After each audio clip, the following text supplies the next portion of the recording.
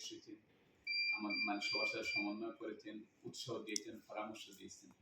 কমিউনিটির অসংখ্য মানুষ আছেন, থাকবেন, ছিলেন, আছেন, থাকবেন, কিন্তু সবাই ইফেক্টিভ ভূমিকা রাখতে পারেন না সকল সময়। এজন্য ইফেক্টিভ ভূমিকা রাখার জন্য কিছু কি এটা মন লাগে, মানসিকতা লাগে, কিছু কি আন্তরিকতা লাগে। যেমন আমিও একজন দুর্ভাগ্যবান ব্যক্তি, আমার কিছুদিন সোহেল ভাই আপনারা যেভাবে ভূমিকা রাখতে পারেন, আমি অনেক সময় আপনাদের জন্য সেভাবে ভূমিকা রাখতে পারি না। আসলে আমরা একটু যদি আল্লাহ রাসূলের দিকে তাকাই, আল্লাহ রাসূলের অবস্থাটা ছিল এমন যেন তিনি যখন মাতৃভূমিটা ছেড়ে যখন যাচ্ছিলেন, তখন মাতৃভূমির দিকে তাকিয়ে তাকিয়ে তার চোখের পানি খুব কম পড়েছে, কিন্তু মাতৃভূমির দিকে তাকিয়ে তিনি কি কেঁদেছেন। এই মাতৃভূমির প্রতি ভালোবাসা আল্লাহ রাসূল বলেছেন এটা একটা ইমানের একটা কি অঙ্গ। এই জন্য আপনাদের যাদের সুযোগ হচ্ছে এই মাতৃভূমির প্রতি ভালোবাসা প্রদর্শন করা, আমরা আপনাদের সাথে যারা আপনাদের পাশে দাঁড়িয়ে যারা একটু সহযোগিতা করার চেষ্টা করি।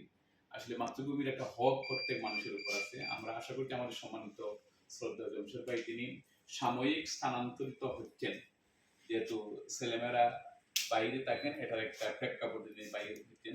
আর এখন যে যুগ প্রেক্ষাপট যা অনেক দূরে থেকেও কাছে থাকা মানে থাকা যায় যোগাযোগের মাধ্যমে, কমিউনিকেশনকে যদি বিল্ড আপ করা যায়। আমরা আশা করছি তিনি আমাদেরকে মানে যোগাযোগ সবসময় রাখবেন, আমরাও আমাদের পক্ষ থেকে তাকে যোগাযোগ রাখবো। আর উনি যে প্রয়োজনে যাচ্ছেন, আমরা দোয়া করি তার যাতায়াত রাস্তা আল্লাহ নিরাপত্তার চাদরকে আবৃত করে রাখেন, তাকে যেন হায়াতে তৈবা দান করেন।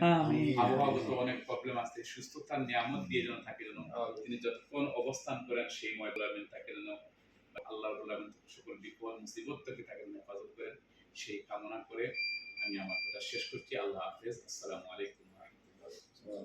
ধন্যবাদ শাহিন ভাইকে তার মূল্যবান এই কথাগুলো বলার জন্য। উনি আসলে মূল্যবান কথা বলছেন এবং সবার সেই অনুযায়ী আমাদের চলা এবং সেই অনুযায়ী আমাদের কাজ করা উচিত, এবং সবকিছু আল্লাহ নির্ধারিত। আল্লাহ আমাদের সবাইকে ভালো রাখুক, সুস্থ রাখুক, এই কামনা করি। আমাদের মাঝে উপস্থিত হয়েছেন ওই যে আরেকজন ইমরান, আর আমি এখানে উপস্থিত আমি